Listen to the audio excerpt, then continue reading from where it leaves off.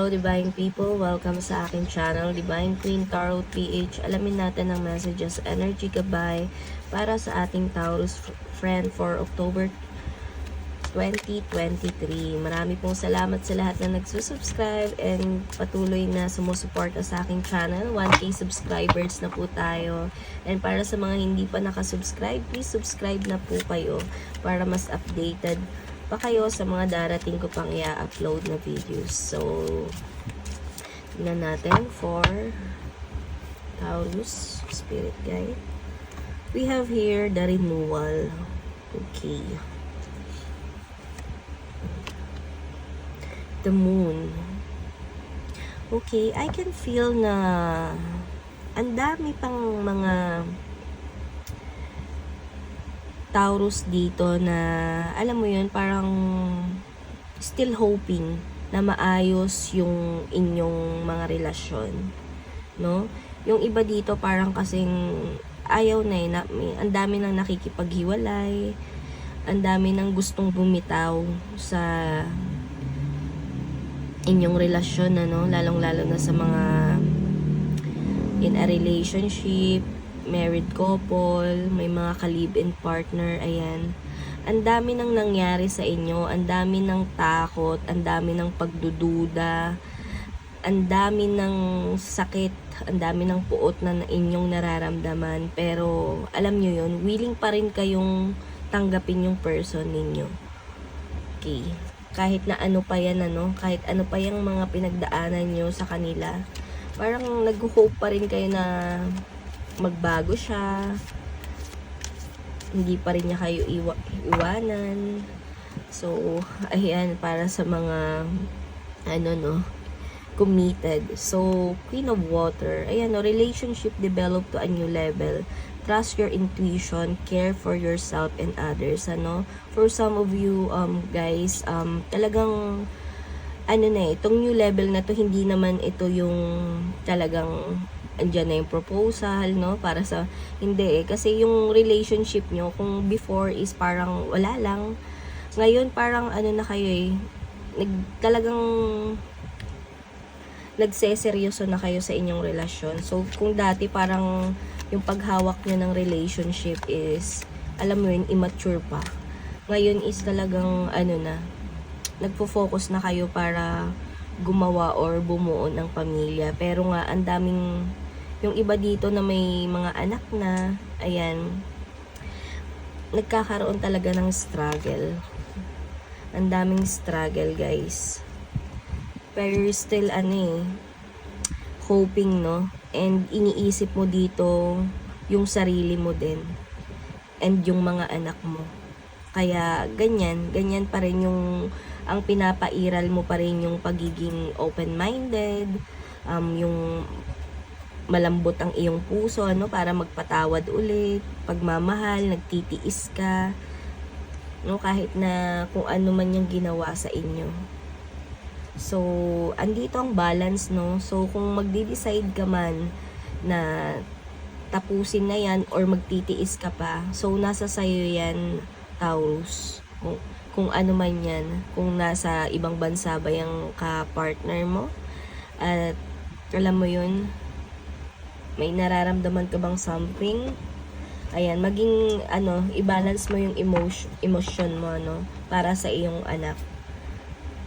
Para sa iyong mga supling. Ayan, sa inyong mga supling. So, kailangan dito ng cooperation, dahil kailangan nyo rin ng communication, yung maayos na komunikasyon, kung ano ba talaga yung magiging plano nyo para hindi nahihirapan dito yung mga taong nakapaligid sa inyo. Lalong-lalo ka na, na ikaw talaga yung nagsasuffer, kung ano man yan.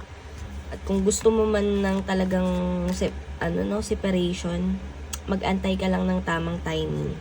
Yung iba sa inyo, nag-aantay na lang ng tamang timing para makapaghiwalay talaga ng tuluyan.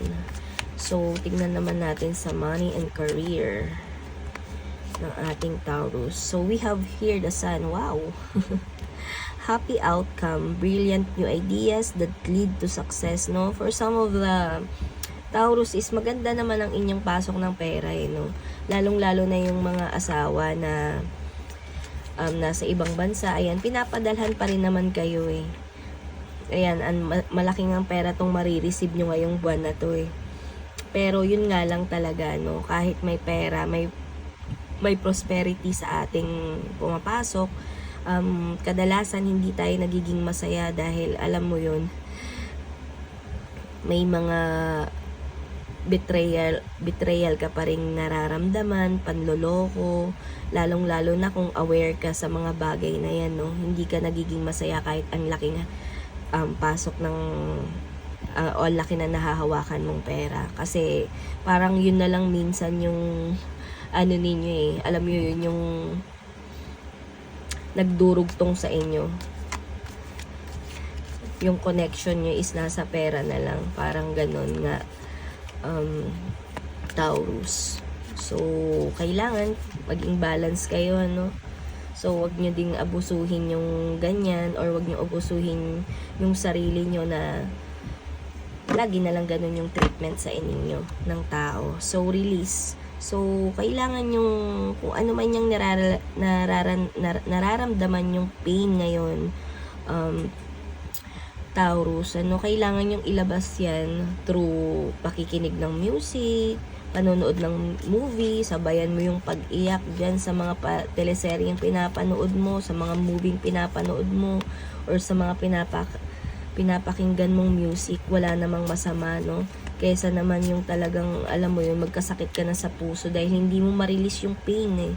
Kasi through crying din, ano, marirelease natin yung pain na nararamdaman natin. Kesa yung, alam mo yun, pinapakita mo sa tao na you're okay but you are totally not, ano.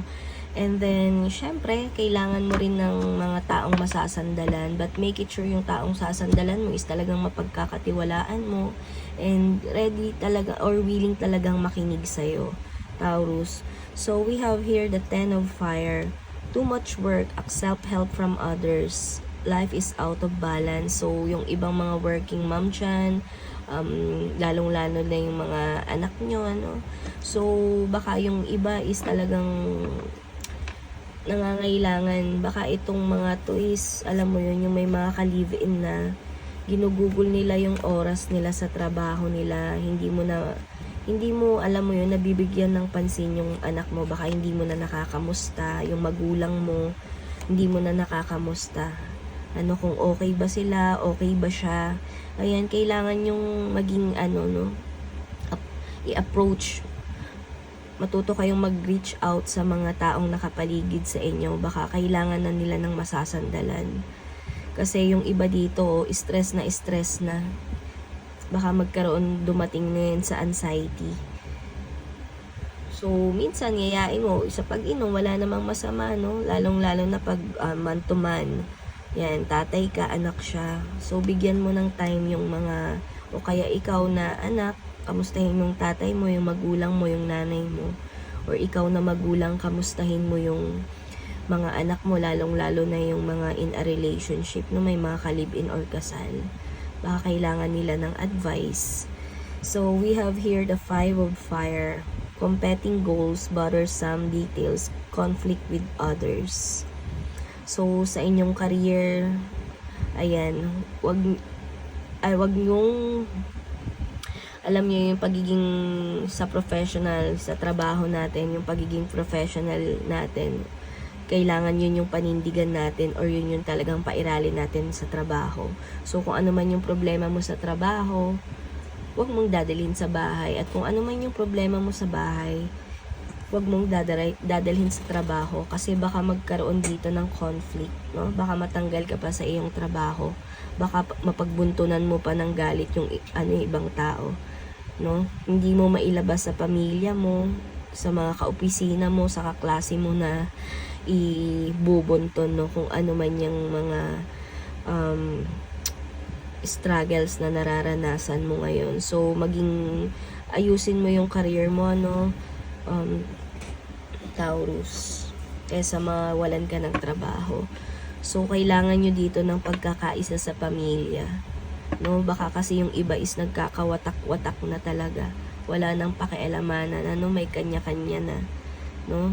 Nasobrahan na sa, alam mo yun, masyado na silang dumistansya sa inyo.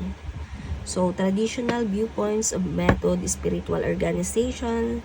So, kailangan talaga dito ng mga mentors, ng kumausap kayo, Taurus, ng mga talagang kaibigan, mga mentors, na talagang, alam mo yun, trusted na tao. Kung sino may mga pinagkakatiwalaan nyo, yan, matuto kayong mag-reach out sa kanila. Wala namang masamang humingi ng tulong, no? Lalong-lalo na kung nagkakaproblema ka sa career mo, may mga bagay ka pang kailangan talagang malaman. Ayan, walang masamang magtanong. Okay, yun lamang, Taurus. Thank you for watching. See you on my next video. Bye-bye.